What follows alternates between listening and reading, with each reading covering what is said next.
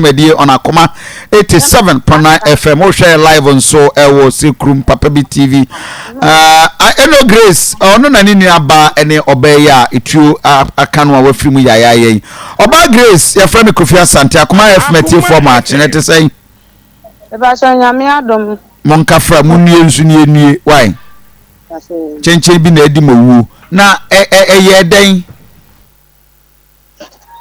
eba so be bosumu ni sane kakla yi ewo machine bi wo Manso ha e plan tape ye de gold si ya blank ba ko ono ampe no asem akọ school akasie bia papa bo no kata nti asena ngebe pesi no amane be bia be ye adwuma okọ adwuma be tumu hono mo akuma efe ma yiso afo bi wo efe amanse mutu gold ya yibi wo manse bi wo hono mo to omo ba se je so ne ba site ya ba za mu bra ta obuhu no pese oja no mo ko pese mo ko e chino nti o to nti mo de ahun pitire e ko to nti ya no ane na me ye so nti de no ta ya we nti ni anya de enyi no ma obebo ni kama ne ya ko na branch e na ni nti omo de ne ko share fridge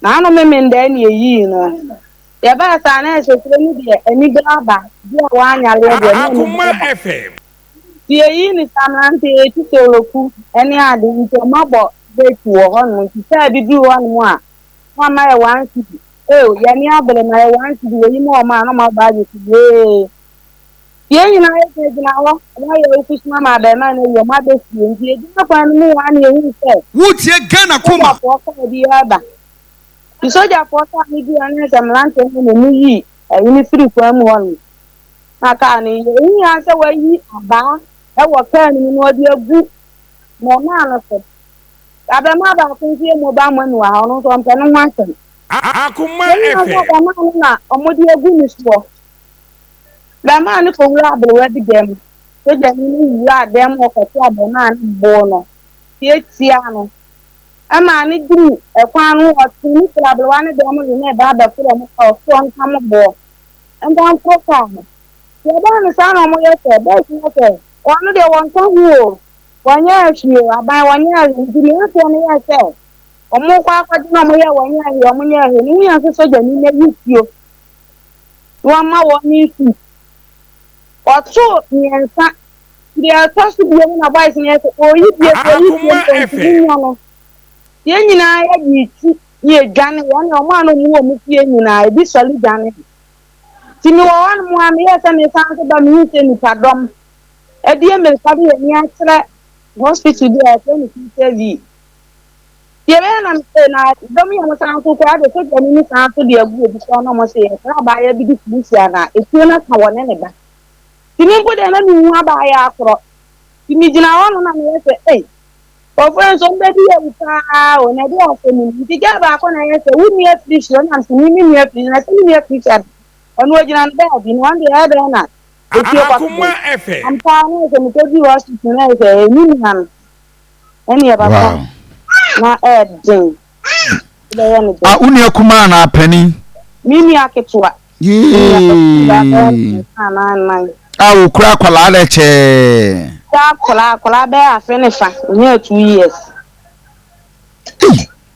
ti e mo so anu na afi anu ayedi ntom ma ye fle Manso nkwanta ambulance ne ba ye na am ne bani ti no ye mpanyifo ne ntumi anko ntumi so aba ako ana o so de ne beko eni mi nua ne kunu no ntuo na ka no ne kunu no akuma FM akuma FM ya de ne ko oji aso mo ko ye no place 30 million ye benya ye benya mo nwe no omo Ghana kuma 35 million mu benya ye benya ti abusuafo ne enuafo ne de ye hia agigi bia ni ane nkwa bia nti ade chi Ghana kuma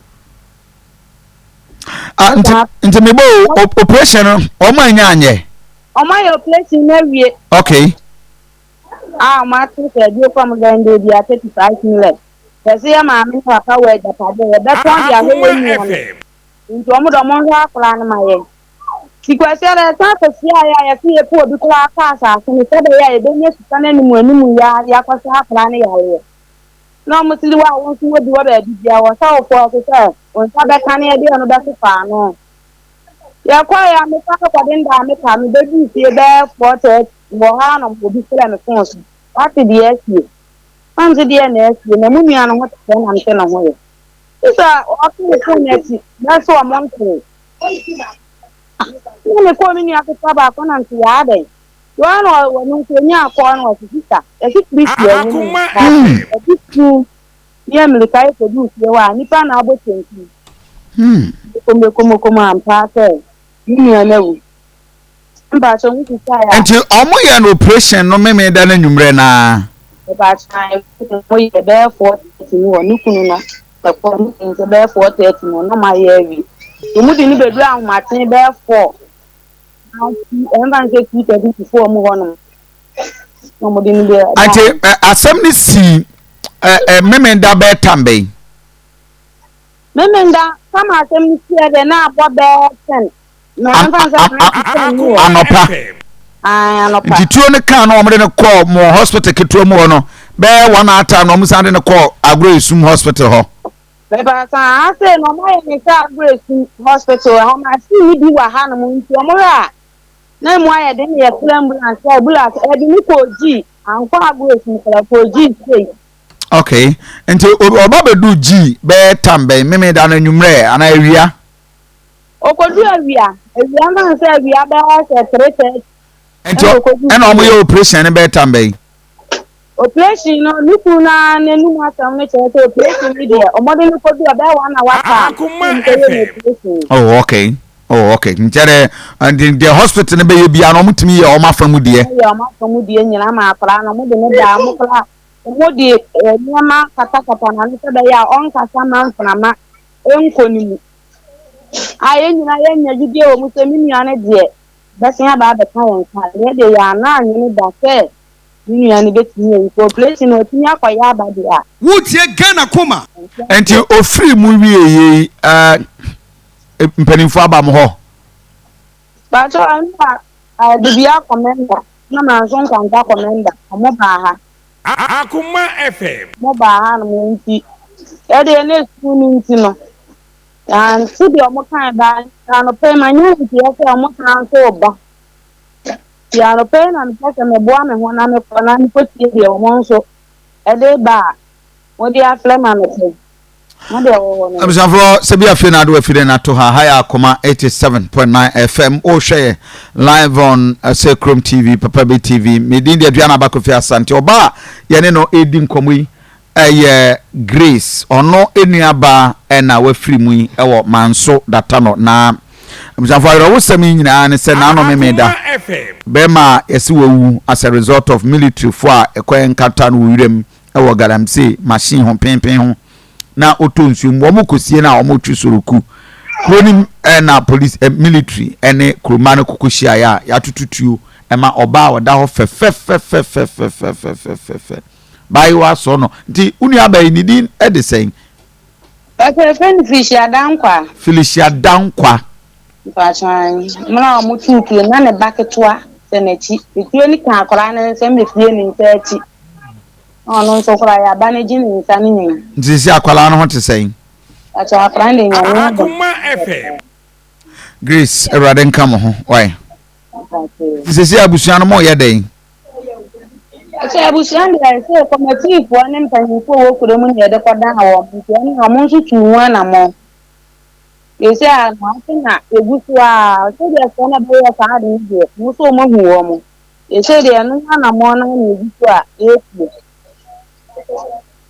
Didie na zizi amohwe sempanimfo be ya amam ese de mpanimfo de ayi wa se omo ka bo ayi no so ja ko na de ni sa omo be fu ye nyina ko na ni Saturday na nsi ye na Akuma FM. omo ko ba no mo na mtu omo no so ko fre ni ta ko se Datano kuro de ni omo de sie ni enti omo so mra me bo awo na omo so bo omo ba na mo fre committee saman no say enye no kora nti wo mo ma na nya sa de anko mo nyina kan so bo omo so se ye ti a ebo no ngo fi anu ada so so mi se jafo ne se omo bebo ye jafo ne se mi be ye se nti sa yam si nko an ye di kuro mu ha nti ni se ade nti omo bo aye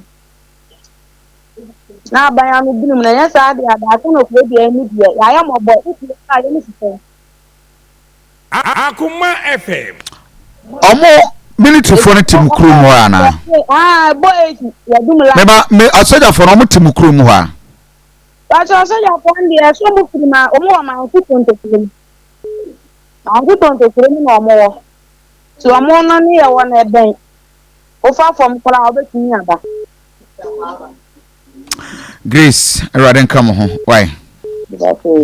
I'm for higher Akuma 87.9 FM.